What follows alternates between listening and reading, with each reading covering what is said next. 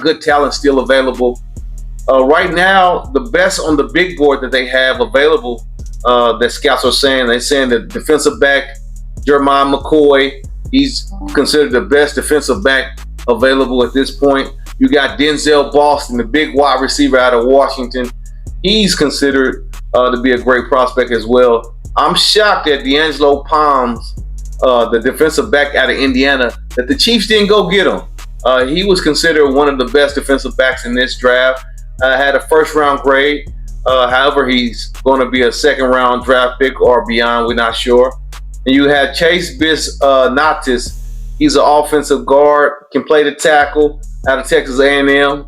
The offensive linemen, you got to take those guys while they're available, because the best ones get taken fairly quickly. He had a first-round grade. He's available. And then you got Emmanuel Warren, the safety out of Toledo. Very, very freakish athletic safety.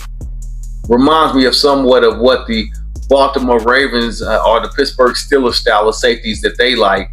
He's available. And then you have a nice prospect at linebacker in Jacob Rodriguez, the Texas Tech linebacker. Extremely talented, very high IQ, can play sideline to sideline. Probably my favorite linebacker in this year's draft. He had a first-round grade. He tested well at the combine as well. He's available in the second round or beyond, and that's Jacob Rodriguez. He struggles, though, in man-to-man coverage, so that might be why he's still available in the second round. And then you got Elijah Savret, the wide receiver at Indiana. Omar Cooper, he got selected in the first round in the earlier picks. Those guys are what's available on the big board that they have.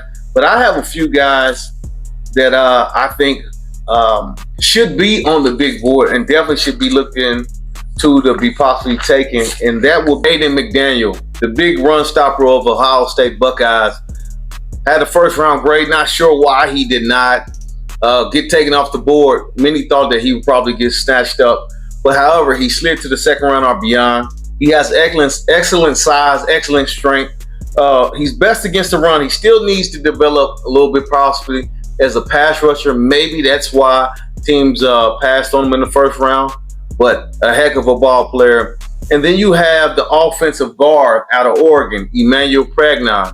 Emmanuel Pregnon is probably the best guard in this year's draft. He's a true guard.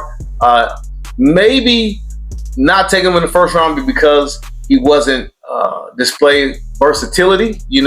Most offensive linemen nowadays have to play multiple positions because, let's face it, that's a position that gets banged up quite a bit. And you'll see a guard play a tackle. Sometimes a guard will play a center, a tackle will play a guard. It's very valuable to be a versatile offensive lineman, and maybe that is what hurt Emmanuel. But he was a phenomenal force. The guy is huge in stature, very yoked up, as you'll see here on the picture. Plays very physical, very, very powerful, and against the run. They run a lot of zone. Lee Hunter, the big nasty, the big run stopper out of Texas Tech, he's available. He had a first-round grade. Reminds me of the old Ted Washington type of style player. Big plug up front, moves laterally very well, has a nice knack on the pass rush, but he's mainly known for being a run stopper. He's one of my sleepers in the second round. And then you have C.J. Allen, the linebacker out of Georgia. He did not get mentioned in the first round. Not sure why. He had a first-round grade. A little bit undersized at 6'1", 235. But, hey, is a leader. Plays very aggressive. He makes tremendous plays all over the field. I wouldn't be surprised if he gets off the board pretty early. That's C.J. Allen out of Georgia. T.J. Parker as well out of Clemson. He's the edge rusher. You can't pass up on a good edge rusher.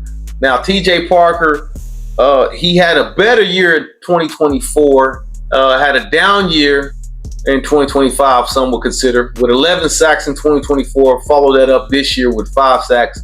But that's kind of be expected. Most teams were going to key up on him because they didn't really have that much a talent that they normally would have on the Clemson defensive side of the ball. So I think he was scouted up pretty well. But TJ Parker is another guy to keep a close eye on. Catch you guys on the next one.